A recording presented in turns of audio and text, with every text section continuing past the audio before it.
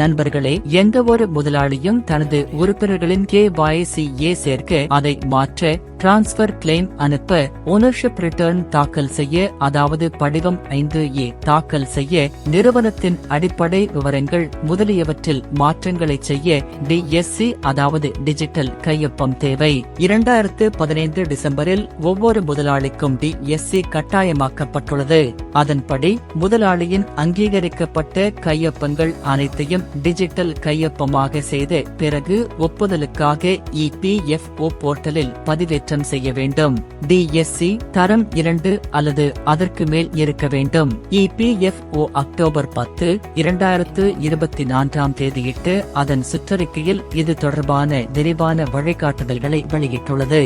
வாங்க EPFO இல் DSC பதிவு செய்யும் செயல்முறையை உங்களுக்கு தெரியப்படுத்துகிறோம். முதலில் எம்ப்ளாயர் லோகின்க்கு செல்லவும். பின்னர் எஸ்டாபிளிஷ்மெண்ட் டாப் A தேர்ந்தெடுத்து DSC சைன் ஐ கிளிக் செய்யவும். திறக்கும் பக்கத்தில் ஏற்கனவே பதிவு செய்யப்பட்ட DSC அல்லது சைன் தெரியும். தொடர்வதற்கு முன் DSC சைனர் யூட்டிலிட்டி உங்கள் கணினி அல்லது மடிக்கணினியில் நிறுவ வேண்டும்.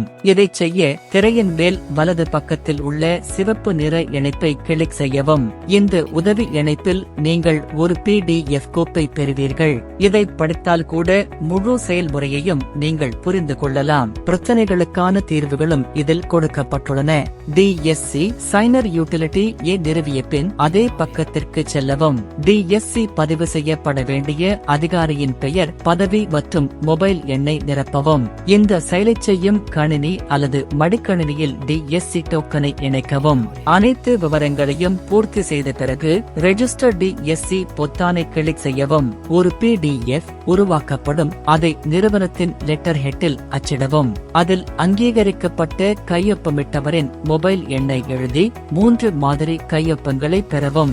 முதலாளி நிறுவனத்தின் முத்திரையுடன் கையொப்பமிட வேண்டும் மற்றும் தனது பெயரையும் எழுத வேண்டும். கையொப்பமிடும் முதலாளியின் பெயர் படிவம் 5A இல் இருக்க வேண்டும் என்பதை நினைவில் கொள்ளவும். முதலாளி தன்னை அங்கீகரித்திருந்தால் அவரது தெளிவாக புகைப்படம் மற்றும் முகவரி இருக்கும். ஆதாரின் நகலை எடுக்கவும். வேறு யாரேனும் அங்கீகரிக்கப்பட்டிருந்தால் அவருடைய UAN அட்டை அல்லது ஆதாரை எடுத்துக்கொண்டு படிவம் 5A பதிவிறக்கம் செய்யவும்.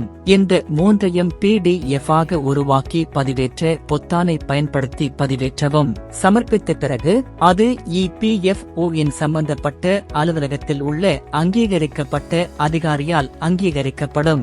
இதை நீங்கள் வியூ டேப் இல் பார்க்கலாம். இப்போது நீங்கள் EPFO-க்கு எந்த கடிதத்தையும் ஆவணத்தையும் சமர்ப்பிக்க வேண்டியதில்லை என்பதை உங்களுக்கு சொல்கிறோம். EPFO இன் ஒப்புதலுக்கு பிறகு DSC பயன்படுத்த தயாராக உள்ளது. இப்போது இந்த அங்கீகரிக்கப்பட்ட கையொப்பமிட்டவர் EPFO தொடர்பான அனைத்து சான்றிதழையும் அங்கீகரிக்க முடியும். எப்போது வேண்டுமானாலும் முதலாளி வியூ பக்கத்திற்கு சென்று ரிவோக் பொத்தானை கிளிக் செய்வதன் மூலம் DSC இன் அங்கீகாரத்தை நிறுத்தலாம். மேலும் புதிய அங்கீகரிக்கப்பட்ட கையொப்பதாரரின் DSC பதிவு செய்யலாம். DSC பதிவு செயல்முறை மற்றும் அதன் பயனை நீங்கள் புரிந்து கொண்டிருப்பீர்கள் என்று நம்புகிறோம். எங்கள் வீடியோக்கள் உங்களுக்கு பிடித்திருந்தால் சேனலை லைக் செய்யவும் மற்றும் சப்ஸ்கிரைப் செய்யவும். நன்றி. ஜெய் ஹிந்த்.